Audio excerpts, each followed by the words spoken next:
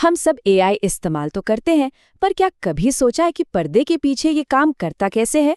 आज हम इसी की तह तक जाएंगे, उन एडवांस्ड एआई टूल्स के जो हम रोज इस्तेमाल करते हैं। चैट जीपीटी, जेमिनी, ये सारे टूल्स तो जैसे हमारी रोजमर्रा की जिंदगी का हिस्सा बन चुके हैं, है ना? प्रोडक्टिविटी हो या क्रिएटिविटी, हम सब इनका खूब फायदा उठा रहे हैं। लेकिन एक बड़ा सवाल खड़ा हो रहा है, क्या 2026 में एक अच्छी नौकरी पाने के लिए सिर्फ इन टूल्स को इस्तेमाल करना काफी होगा? और जवाब है नहीं, अब ऐसा बिल्कुल नहीं है। तो चलिए इस बात को थोड़ा और गहराई से समझते हैं कि आखिर एआई की जो कोर टेक्नोलॉजी है, उसको जानना आज के जॉब मार्केट में इतना जरूरी क्यों हो गया है। देखिए, कंपनियों की सोच में एक बड़ा बदलाव आ रहा है। वो अब ये समझ रही हैं कि 10 ऐसे लोग रखने से कहीं बेहतर है जो सिर्फ एआई का इंटरफेस चलाना जानते हैं, कि एक ऐसा मजबूत एम्प्लॉय रखा जाए जिसे एआई की गहरी समझ हो, जिसे पता हो कि ये काम कैसे करता है। तो सवाल उठता है कि एक एआई हमारी दुनिया को, हमारी बातों को समझता कैसे है? असल में इसकी शुरुआत होती है हमारी दुनिया को एक ऐसी भाषा में बदलने से जिसे वो प्रोसेस कर सके। और इसी पहले कदम को कहते हैं टोकनाइजेशन। इसे ऐसे समझिए, जैसे किसी बड़ी पजल को सॉल्व करने के लिए हम उसके छोटे छोटे टुकड़े करते हैं, ठीक वैसे ही एआई किसी भी जानकारी को, चाहे वो टेक्स्ट हो या तस्वीर, उसे छोटे छोटे टोकन्स में तोड़ देता है। तो प्रोसेस कुछ ऐसा है, चाहे उसे कोई सेंटेंस दिया जाए, कोई इमेज या फिर ऑडियो, एआई सबसे पहले उसे टोकन्स में तोड़ता है, फिर हर टोकन को एक यूनिक नंबर देता है और इसके बाद उन नंबर्स को कुछ बहुत ज्यादा पावरफुल चीज में बदल देता है।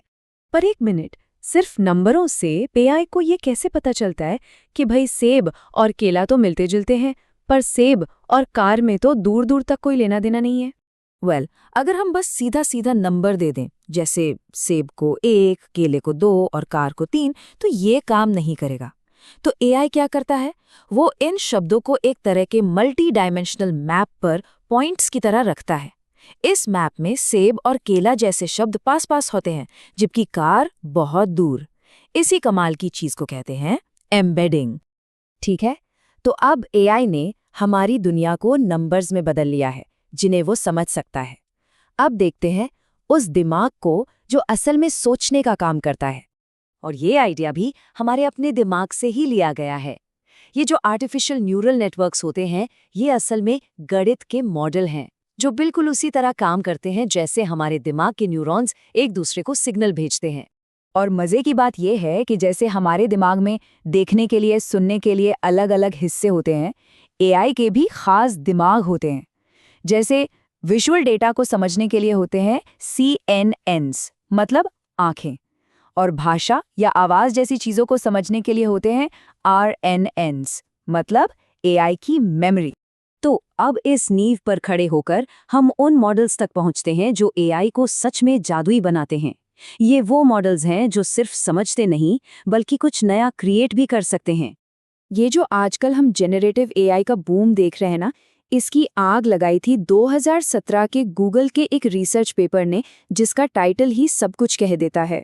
इस पेपर ने एक कमाल का कॉन्सेप्ट दिया, सेल्फ अटेंशन। देखिए, पुराने मॉडल्स एक लंबे वाक्य में कंफ्यूज हो जाते थे, जैसे जानवर ने सड़क पार नहीं की क्योंकि वह बहुत थका हुआ था।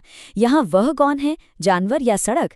ट्रांसफॉर्मर का अटेंशन मैकेनिज्म पूरे वाक्य को एक साथ देखता है और हर शब्द का दूसरे शब्द से रिश्ता समझता है, तो वो फौरन पकड़ लेता है कि वह का मतलब जानवर है। ये एआई के लिए एक बहुत बहुत बड़ा लीप था। इसके बाद एक और जबरदस्त आइडिया आया, 2 एआई को एक दूसरे के खिलाफ खड़ा कर दो। इसमें पहला है जेनरेटर। समझिए, एक ऐसा आर्टिस्ट जो बिल्कुल असली जैसी दिखने वाली नकली कलाकृतियां बनाने की कोशिश कर रहा है, और उसका मुकाबला करने के लिए है डिस्क्रिमिनेटर, एक डिटेक्टिव जिसे असली और नकली के बीच का फर्क पहचानने में महारत हासिल है। उसका एक ही मकसद है, कभी धोखा नहीं खाना। और इन दोनों के बीच की ये जो लगातार लड़ाई चलती है, इसे कहते हैं जेनरेटिव एडवर्सेरियल नेटवर्क या गैन। इस कंपटीशन की वजह से जेनरेटर इतना अच्छा हो जाता है कि वो ऐसी असली लगने वाली नई तस्वीरें, आवाजें और बहुत कुछ बना सकता है जिसे देखकर कोई कह ही नहीं सकता कि ये असली नहीं है। तो इन सारी बातों को जोड़कर देखें तो इस सब को जानने का असल मतलब क्या है? देखिए, हमने एक सिंपल प्रॉम्प्ट से शुरू करके एआई के कोर तक का सफर तय किया। हमने टोकन्स और एम्बेडिंग्स को समझा कि एआई जानकारी को कैसे पचाता है, फिर न्यूरल नेटवर्क्स जो सोचने का काम करते हैं, और फिर ट्रांसफॉर्मर्स और गैन्स, वो आर्किटेक्चर जो कुछ नया बनाते हैं। इन बिल्डिंग ब्लॉक्स को समझना ही एआई को सिर्फ इस्तेमाल करने से आगे जाने की चाबी है। और यही ज्ञान, यही समझ है जो एक पैसिव एआई कंज्यूमर को एक एक्टिव क्रिएटर और प्रॉब्लम सॉल्वर से अलग करती है। यही वो चीज़ है जो किसी को एक साधारण यूजर से उठाकर एक ऐसा इंसान बनाती है जो इस टेक्नोलॉजी से कुछ नया बना सकता है, इसे कस्टमाइज कर सकता है। एआई की क्रांति तो आ चुकी है। सवाल ये है कि हम सिर्फ एक यूजर बने रहेंगे या एक बिल्डर बनेंगे।